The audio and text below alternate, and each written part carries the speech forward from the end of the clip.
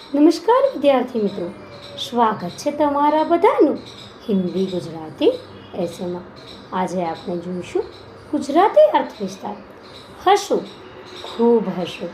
હજી સમય છે, જરા લ્યો હસો, પરંતુ હસવા સમય ન બનાવશો જિંદગી. ઉપરોક્ત પંક્તિમાં કવિ કહે છે, જીવનમાં સુખ દુઃખ તો આવતા જ રહેવાના છે. જીવનમાં સુખ અને દુઃખ એક સિક્કાની બે બાજુ જેવા છે. જિંદગી એટલે સુખ દુઃખનો સરવાળો. જો આનંદ અને ઉલ્લાસથી, ખુશીથી અને સંતોષથી જીવન જીવી શકાતું હોય તો પછી દુઃખી થઈ જીવન કેમ જીવવું?